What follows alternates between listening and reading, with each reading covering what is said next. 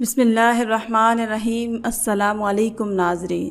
بھوک سے بلکتے ہوئے ایک یتیم بچے کا واقعہ جو روتا ہوا باپ کی قبر پر گیا اور کہنے لگا ابو میں بھوکا ہوں۔ اس کے بعد کیا ہوا یہ واقعہ سن کر آپ کی آنکھوں میں بھی آنسو آ جائیں گے۔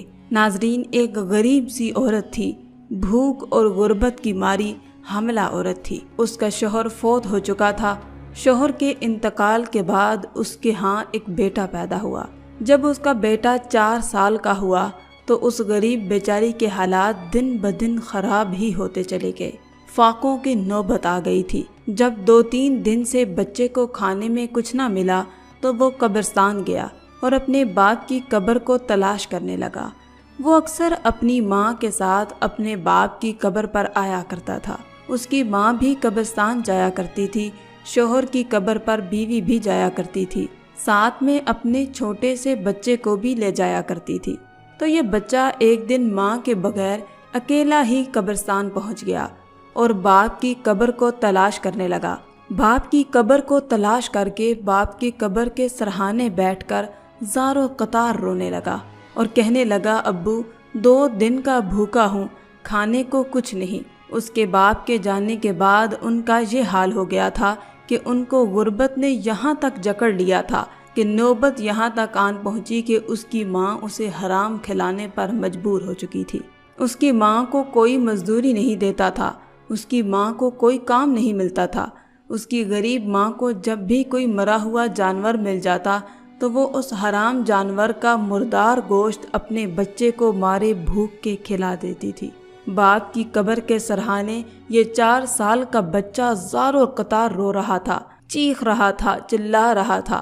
ادھر سے حضرت عیسیٰ علیہ السلام کا گزر ہوا۔ حضرت عیسیٰ علیہ السلام نے جب اس 4 سالہ بچے کو روتا ہوا، خون کے آنسو بہاتا ہوا، اس طرح کی درد بھری فریادیں کرتا ہوا بچے کا توتلا لہجہ، بچے کے ننھے جڑے ہوئے ہاتھ دیکھے تو حضرت عیسیٰ علیہ السلام کا دل بھر آیا۔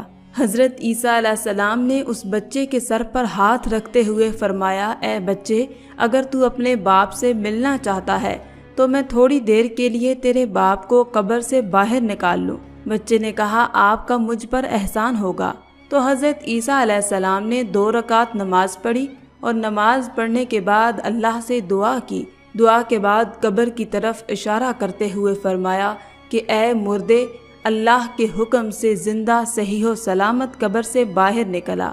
جیسے ہی حضرت عیسیٰ علیہ السلام نے یہ فرمایا کہ اے مردے اللہ کے حکم سے باہر نکل، تو ایک دم قبر پھٹی اور اندر سے ایک شخص کلمہ پڑھتا ہوا باہر نکلا، لا الہ الا اللہ عیسیٰ روح اللہ، یہ کہتا ہوا باہر نکلا۔ اس کے چہرے پر نور ہی نور تھا، اپنے اوپر سے مٹی جھاڑتا ہوا باہر نکلا۔ جیسے ہی اس کی قبر پھٹی تو حضرت عیسیٰ علیہ السلام کو یوں محسوس ہوا کہ اس کی قبر جنت کے باغ میں سے ایک باغ بنی ہوئی ہے۔ سبحان اللہ!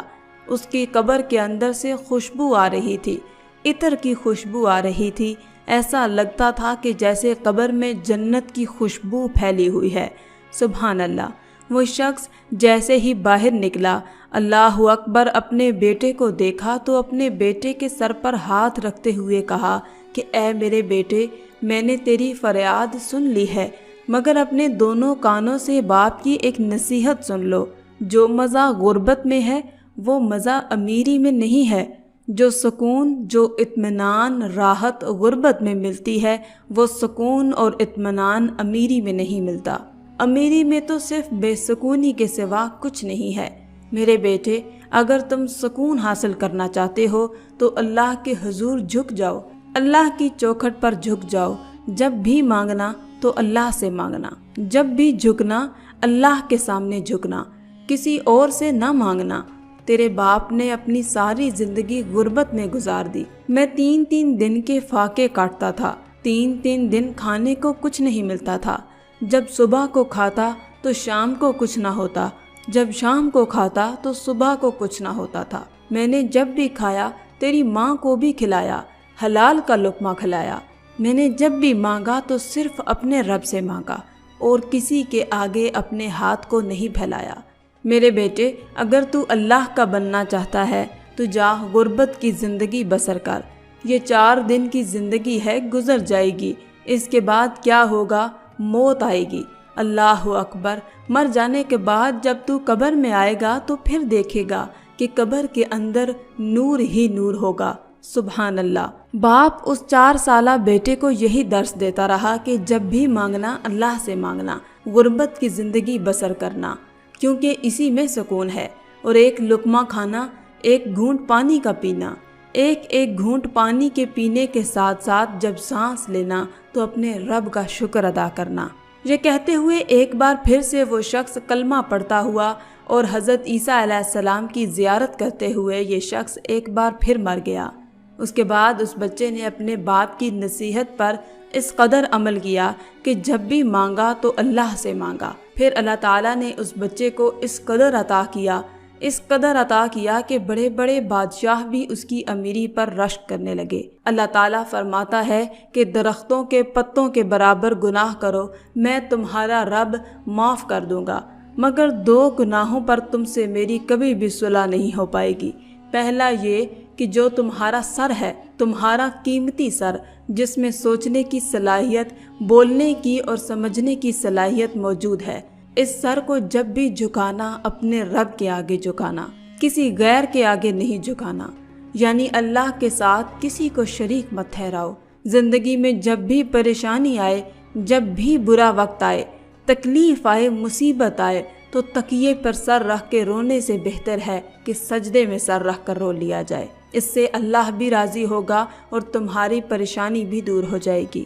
دوسرا بڑا گناہ جو یہ ہے کہ اپنے والدین کو دکھ مت دینا، والدین کو درد مت دینا، ورنہ میں روٹھ جاؤں گا، میں ناراض ہو جاؤں گا، اس پر میرا قہر ٹوٹے گا، اس پر میرا عذاب برسے گا، اس پر فرشتوں کی لعنت ہوگی۔